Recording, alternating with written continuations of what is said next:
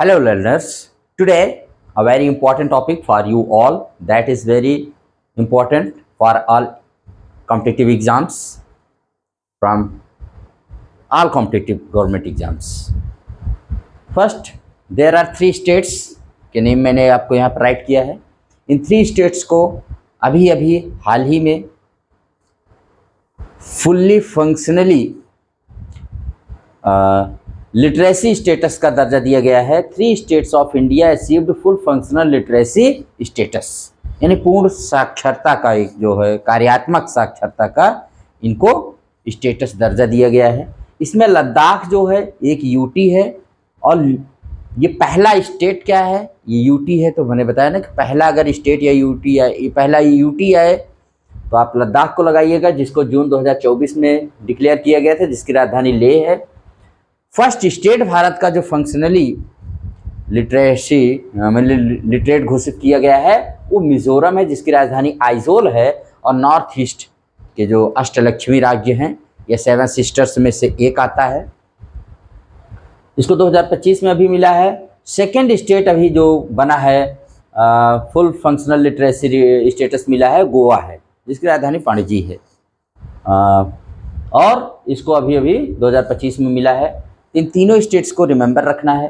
पहले हम समझ लें क्या है ये फुल फंक्शनल लिटरेसी। तो देखो, अगर किसी भी 90% population is functionally literate, then the state or UT is considered or declared fully functionally literate state. अगर किसी भी राज्य की 95% पॉपुलेशन फुल माने कैसे हो जाती है, पॉपुलेशन फंक्शनली लिटरेट है, तब हम उस राज्य को क्या घोषित कर देते हैं, उसको स्टेटस दे दिया जाता है। किसका? फंक्शनली लिटरेट स्टेट का। गवर्नमेंट ऑफ इंडिया का टारगेट है 2030 तक भारत को फुल्ली फंक्शनली लिटरेट बनाना। इसको आप याद रखिएगा। अब थोड़ा सा गोवा के बारे में आए हैं, तो गोवा ने अभी अपना 39th anniversary of Goa's statehood मनाया गया। कब मनाया? 30 मई 2025 को। 30 मई 2025 को, यानी 30 मई 2025 को उसने 39th anniversary of Goa's statehood मनाया गया, सेलिब्रेट किया है। तो गोवा जानते हैं कि पुर्तगाल का एक कॉलोनी रही है, जो यूरोपियन कंट्री है पुर्तगाल। इन 1510 यानी 1510 में, और इन 1961 में operation Vijay was launched by the government of India to liberate Goa from the Portuguese, से फ्री करने के लिए चलाया गया था। और गोवा के साथ दमन एंड दीव को भी फ्री किया गया था। उसके बाद the Indian army successfully liberated Goa, Daman and Diu and it became part of India on 19 दिसंबर 1961। 19 दिसंबर 1961 को ये भारत का पार्ट हो गया Goa.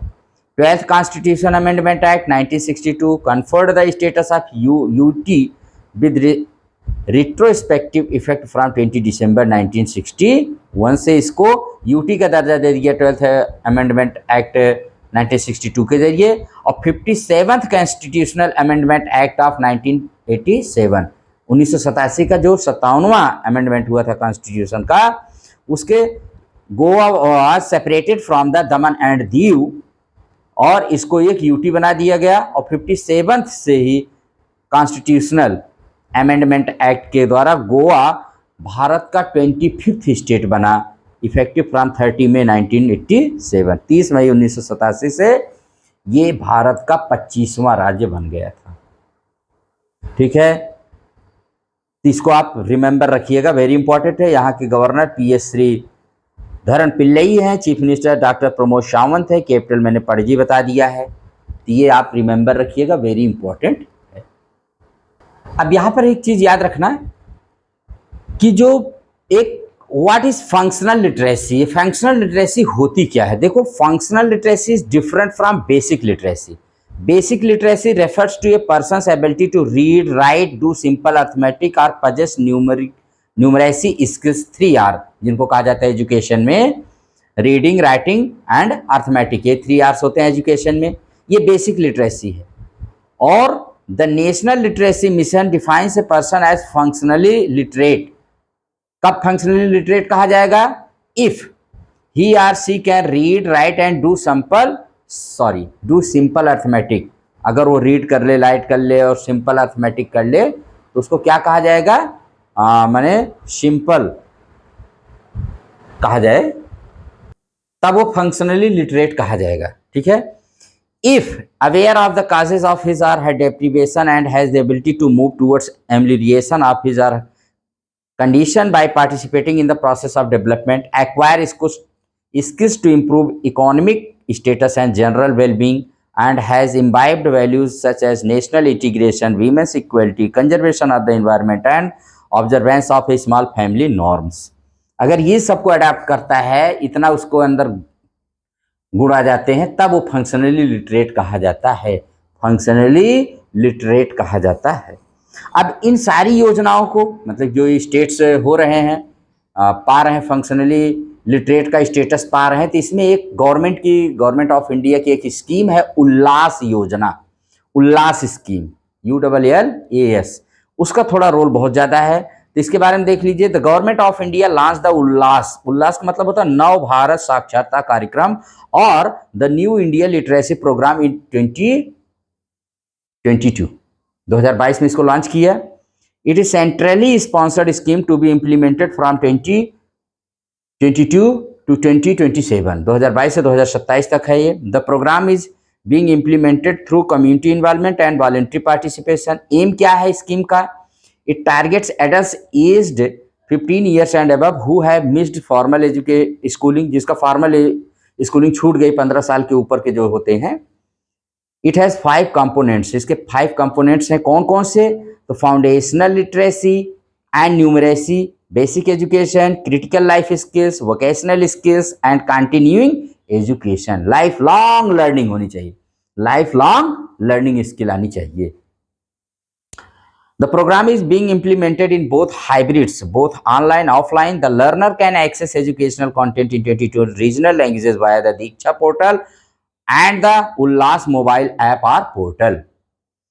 Funding of the Ullas scheme, the total outlay for the scheme कितनी है? 1037.90 करोड़ है, और centre shares ₹700 crore and the state shares ₹337.90 crore.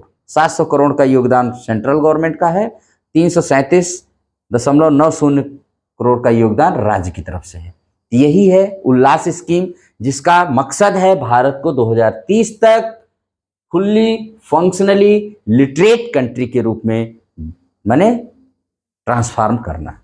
ये था जो मैंने आपको बताया, बहुत इंपॉर्टेंट टॉपिक है, इसको आप ध्यान रखिएगा। तो इसमें हमने बात की है गोवा के 39th स्टेटहुड के बारे में, लद्दाख जो पहला यूटी बना फुल्ली फंक्शनली लिटरेट स्टेट, और पहला स्टेट बना मिजोरम, दूसरा बना गोवा। ठीक है, तो इनके सब के बारे में हम लोगों ने बात किया। तो आपको अगर ये क्लास अच्छी लगे तो आप इस चैनल को लाइक एंड शेयर कर सकते हैं। Thank you very much.